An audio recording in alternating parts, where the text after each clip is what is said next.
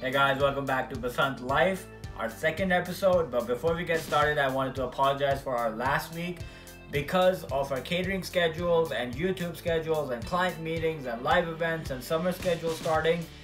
It's a lot. And last week we were swamped with catering, so we had to skip a week. I apologize for that, but we're gonna make it so that all our schedules work in a perfect harmony and we don't skip any weeks. So having said that, we have a ton of questions that we want to answer and we got them from all over the world, so it's gonna be a cool episode and let's get started. Okay, chef, so our first question is from Wafa from Moriches, is tell me about your hardest cooking experience. Thank you, Wafa, for sending us the question. My hardest cooking experience was putting catering together for 1,000 people. There was so many moving parts in it, and we had to figure out the storage for the food that was getting cooked and the people and the schedules. But the most important thing was to get the catering on paper, because that's the most important thing, because you have 4 or 5 people working, right? Everybody has a set schedule that they're responsible for 10 trays, 8 trays, and then whatever trays, and they're cooking and they reach in to get little piece of salt or little piece of butter to actually 5-6 pounds of chicken. All of that is my responsibility, that it needs to be in their cooking station, so we're not running out last minute, because margin of error is 0, because every time you make a mistake, it adds up to your food cost, it adds up to the time you waste. So every single thing, and then after everything is said and done, the food is produced and you're ready to go and deliver, that you don't have any leftovers. So I would say the catering that I did for 1,000 people was pretty gut-wrenching, is what I would say. Now that we've done it, we know it's an experience, we know how to execute it for better and for next time, but that first experience was extremely terrifying. Actually, I got a little scared just talking about it. So for me, the exciting part was not that we were gonna take money for cooking for 1,000 people, because that's boring, because it's commerce. For me, the exciting part was that we did the catering, you plan the logistics, you get the catering on paper, you go buy the food, and then you execute it. Trays and trays and trays of food. Then you get the delivery routes ready and you go and deliver the food. And when everything is done, you have no leftovers. Everything is executed properly, everybody got paid. It is like a perfectly orchestrated con. I mean, that's what it is, right? Like, just everybody knows their job and they get the job done. And that's the exciting part, and just wanted to put it out there because that was the really cool thing out of this whole scary thing. Thank you, chef. On to the second question, which is also from Wafa. What's the star of the show for you? Breakfast, lunch, or dinner? Well, okay. So I personally love cooking brunch. It is just so versatile. You can do so much. Because my second favorite thing is to cook lunch. I love lunch too. It's light. There's so many things you can do. And with brunch, you have the fresh component. You have the little sweet, some sort of pastry or some sort of cheese component, and then you have actual light lunch component. And you put them all together, and they are my absolute favorite things. And you can add different kinds of foods. Like, you can have a continental breakfast on one side. I did one with where we had mini bagels, mini croissants, and we had fresh fruit, and then I did tacos with it. I mean, there's nowhere else you can put those things together. But for my brunch, that was the thing, and it was hot. Everybody loved it, and it was a huge success. So I personally love making brunch. Okay, so our next question is from Fiza in Houston. So you have a very distinct style and certain recipes that only you've created. Now, a lot of chefs would be worried about sharing them. Do you feel like sharing your recipes are going to hurt your company? Well, thank you, Faisal, for asking this question, because it is a really cool question. I'm really impressed that you asked it. And I apologize that it took me an extra week to answer it. But the way it goes is, yes, without a doubt. I see people, even basic stuff, I see other people actually take snapshots of other people's account. They're following my ways and the way I, even from plating to how I write, how I mention every single thing exactly to how I do it. Yes, it little stings a little that, you know, I gave out my way. And then as far as food, we are walking a very fine line over here, where I'm sharing recipes, and then some recipes like let's just say tandoori chicken biryani, it's my dish. I mean, people make tandoori chicken biryani, and I make it a certain way that I don't really feel comfortable sharing because I know it's gonna directly hurt my business. So some things I very respectfully back off from, and some, yes, I'm gonna give out, but I have a talent, I have a gift. I feel like that I should give it out to people and they should execute it, because, you know, I didn't get here in 1 day or 2 days. It's almost 12 years of non-stop cooking is why I'm here. So even if you do have a recipe, it takes a lot of time to develop the temperament and the discipline to execute the perfect dish, which you have to wait for the color and the oil to separate and use the proper ingredients and not take shortcuts and not use canned tomatoes.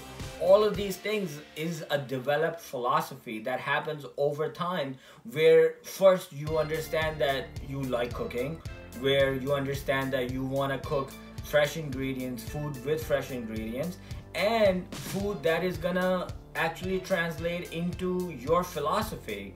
And that's the reason why I give it out, is because it's not mine to keep, it's for you to have.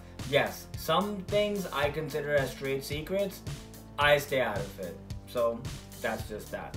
Our next question is from Bilal in Sweden. Are meal preps just for people who are losing weight, or are they for people in all different kinds of situations? What exactly is the purpose of a meal prep? Hi Bilal, that's a great question.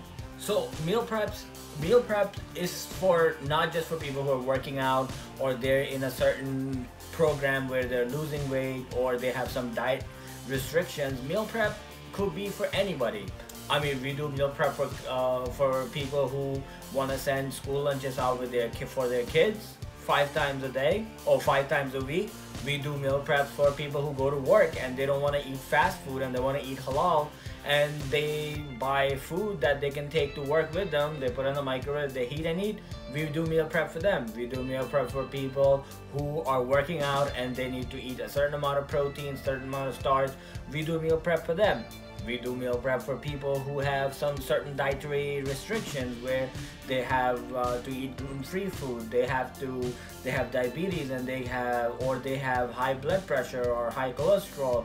So meal prep is a thing that we do for every certain kind of person, whatever your requirement is. It's like having a private chef catering or creating menus and dishes for you exactly to your needs, from where you can manage the protein count, to your starch count, to your vegetable count, or you can just have cooked meals in prep meal portions.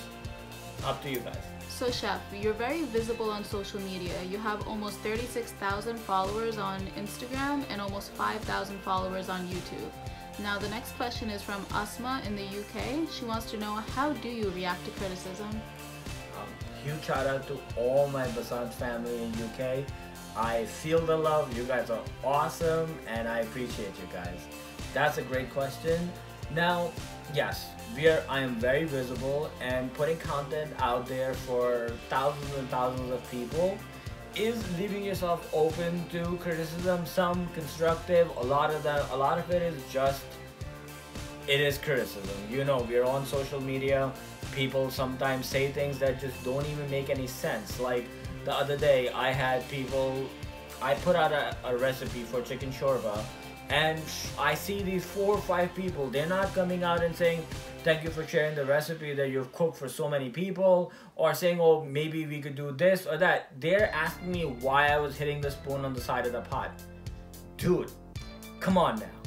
This is cooking. I mean, I am giving you a recipe and you're not asking me about the recipe that I gave you for nothing. You're asking me why I'm hitting the spoon. They're actually tagging my way of cooking. That is just, you know, for me, it's so childish that I look at it and I sometimes, yes, I'm not gonna lie, I'm human. It stings sometimes. And sometimes I just laugh it off because, okay, so we have an opportunity over here to get out of the shell of doing things how it's been done forever. We're trying different things, we're doing different things, and you know, it makes me really happy when I see other Desi chefs and guys and girls together trying different foods and making it and putting it out there, because it takes a lot of guts for people to go and put themselves out there to get judged by so many people. And getting criticism before used to annoy me, sometimes you make me angry, but now what it does is actually form the philosophy that I have, that I am gonna make sure that anybody who's out there putting out content, I am gonna build them up. I am gonna make sure that if they need anything, any kind of assistance, I'm gonna be there. Even people who have reached out to me, and we get emails and messages from hundreds of people, and I get back to them, to as many as I possibly can, is because I feel like it is my job. It is kind of a duty to build us up, and that's exactly what I'm gonna do. Instead of getting annoyed or getting angry and saying something back, which, you know, sometimes you do, sometimes you have to answer somebody who is plain belligerent, let's just use that word. But as far as a whole, I am gonna make sure that anybody who's trying anything different and they need any help, I'm gonna help.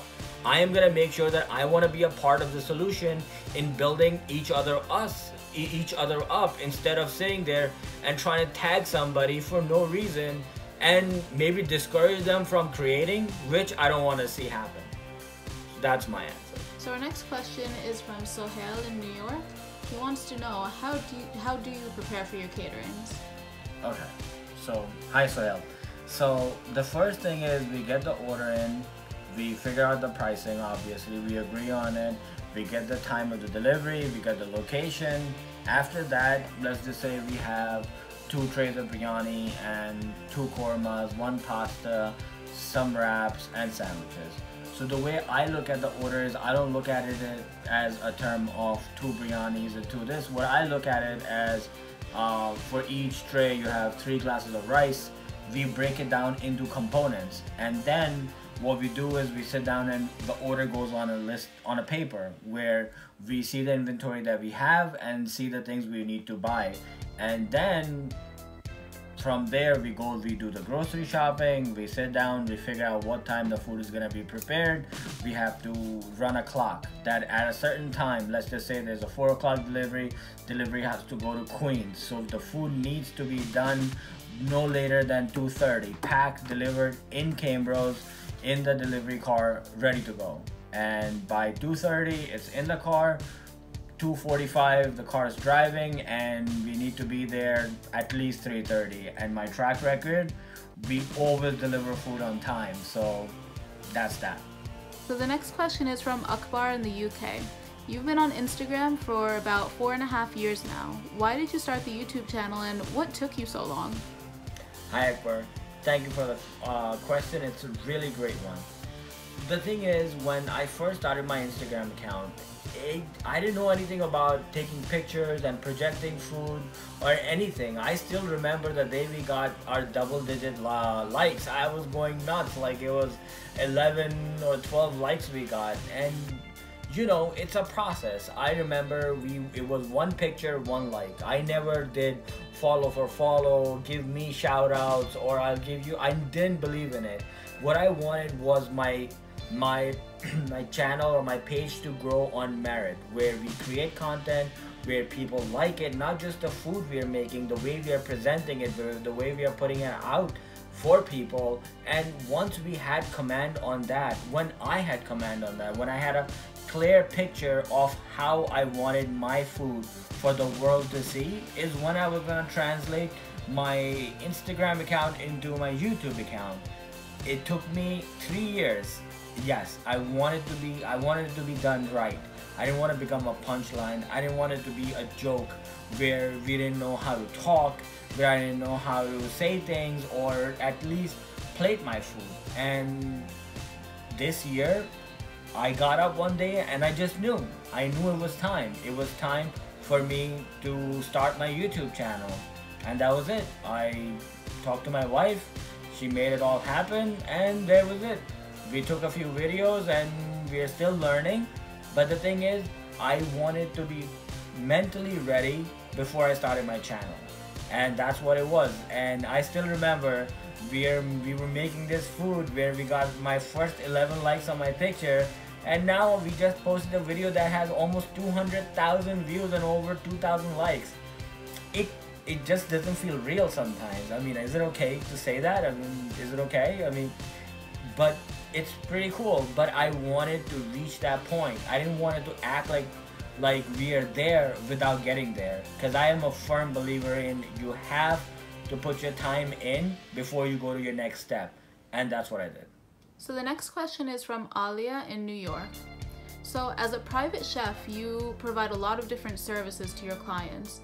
Which do you like better, your live events or your caterings? Thank you, Alia, for the question. Okay, yes, I do have a preference.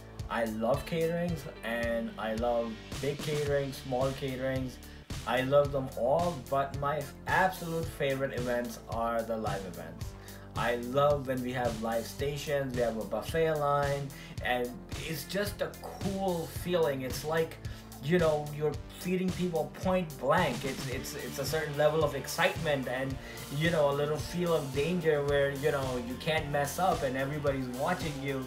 And then you have all these different moving parts that you put together, and you actually see them work right in front of you with zero margin of error. And that is a level of excitement that, you know, that it could have gone wrong. One little mistake, you forgot one thing, and, you know, you're missing some part of your buffet line or the live event, the live thing. Let's say you have a kebab station or you're making barbecues or whatever, and you didn't. You ran it perfectly, and you can see how awesome people are coming in and doing.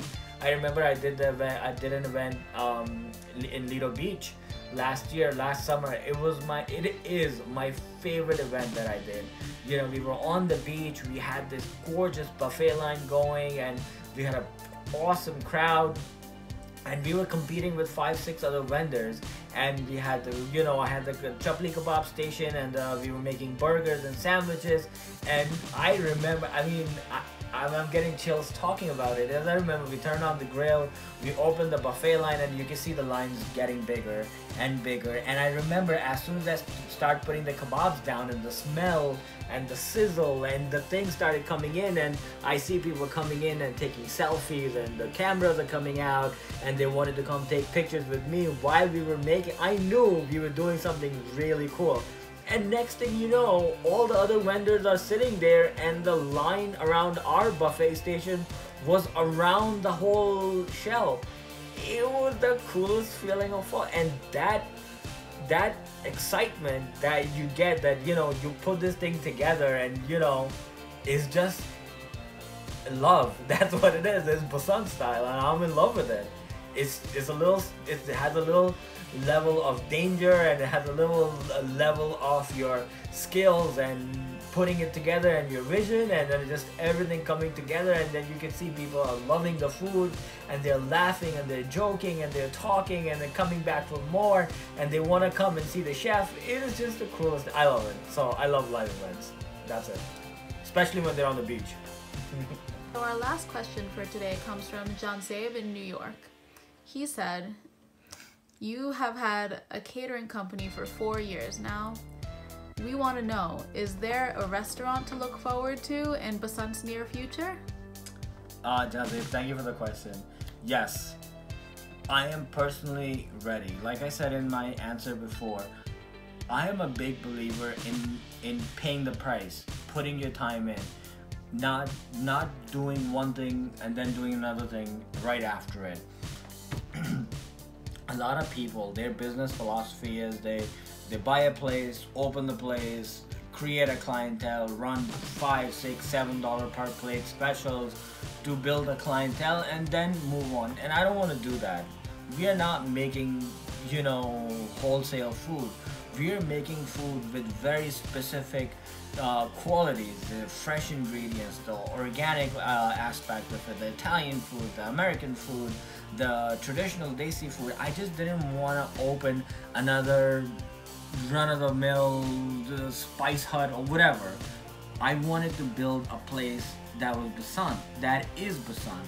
And for that, I wanted to be ready. I wanted to get everything done, and you can see I built a pretty solid clientele. I mean, our catering business, mashallah, is doing phenomenal. Now I'm ready. I personally, and actually I started feeling this like this beginning of this month is where I knew now we need to transition into a restaurant, not because we need to expand the business. We need to because I'm ready, because Basant is ready. I didn't want to choke Basant and, you know, have Basant be done through bottom lines and to to make food that is just gonna pay the bills. I wanted Basant to become something that I can build a restaurant on. And now Basant is the coolest thing in the world. I mean, Basant is so pretty. I mean, it is so versatile. It's not just about producing food, it's about teaching food, it's about creating things that people don't create. I mean, this last year I created 17 dishes that are in rotation, that didn't exist before, that we created. Now if that's not Basant, I don't know what is. And I wanted Basant to have this opportunity to become a company before I start and have it become a cash cow, is what I'm trying to say.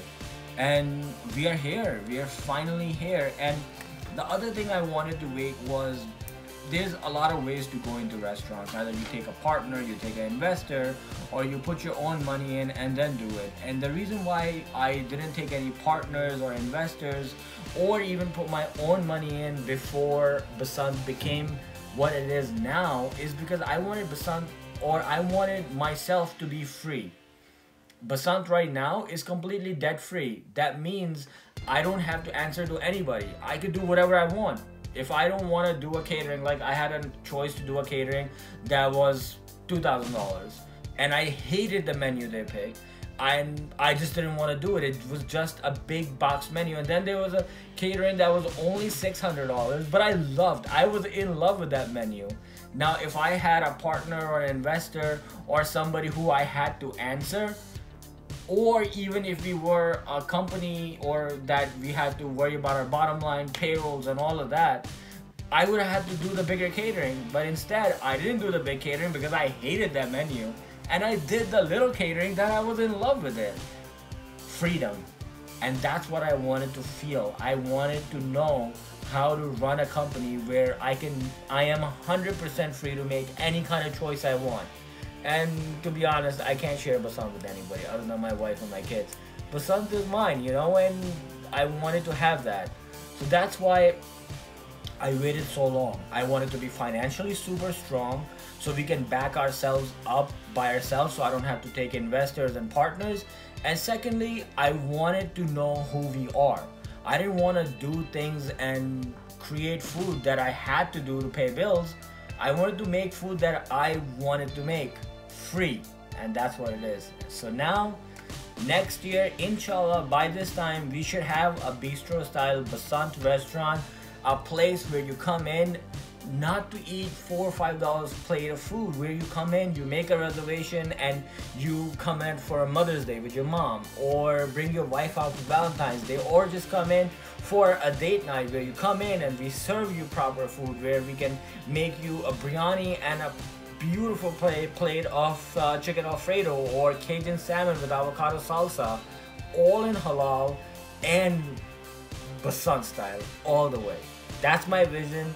And next year, by this time, inshallah, we want to be in our restaurant. So now, whatever it takes, it's on. Guys, thank you so much for watching my video. I had a great time answering your questions, and if you guys want to answer or ask any questions, please remember to write them in the description box, email me, message them, and we will make sure we can answer as many questions as possible. And we will see you guys next week, Basant style.